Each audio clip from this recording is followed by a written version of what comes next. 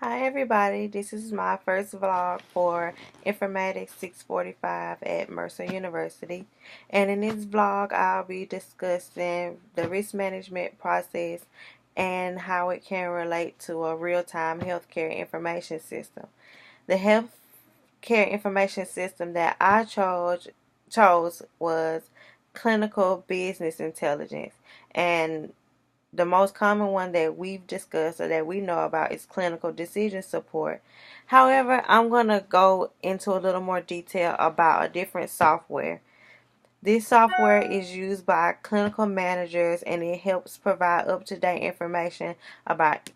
patient loads and about admissions so that those managers can make sure that their shift or their department is adequately staffed for the time being. So I know about this type of software because my current hospital uses it to staff the respiratory department. And though this is an amazing tool and it could help increase the quality of patient care by making sure that each staff member is not overworked and has enough time to adequately take care of their patients, there are some risks that can be associated with using this tool. So, one of the risks is that there could be a period of time where you're trying to, one shift is trying to leave and let the other shift come in, but there are still admissions coming in that weren't accounted for when the manager for that shift made that assignment for each staff member. So there could be still be patients coming in, there could be patients leaving, and that could affect the staffing and it could be unaccounted for by the software. Or there could be an issue where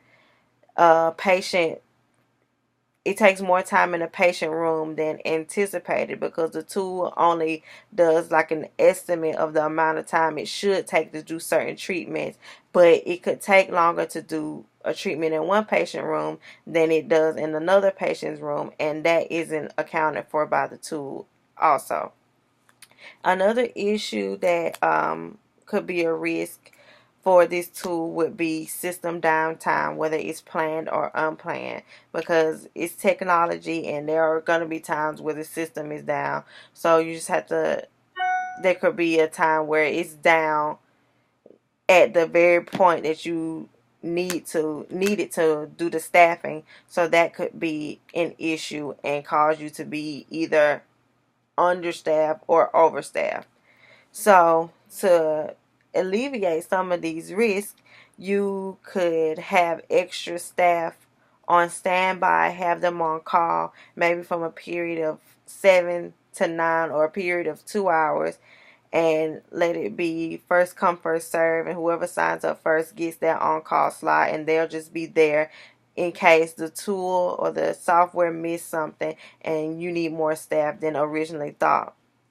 Or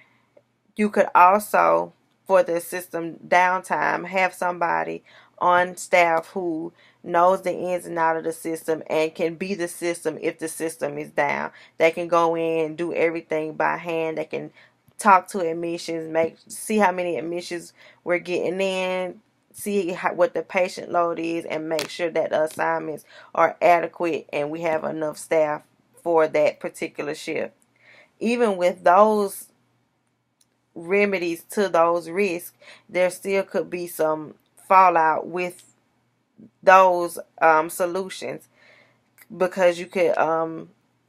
have those people that are on standby, and that could cause you to be overstaffed, which would cost the hospital more money than being understaffed, which could cause the quality of patient care to be depleted. And there could also be an issue of human error with the person that is acting as a tool if there is system downtime, because they could easily overlook something or miss something or not think that a patient would take as long as it does take in that patient room, and that could also be another risk on top of the risk. So you just have to make sure that everything is accounted for and all the risks are remedied and looked at and accounted for.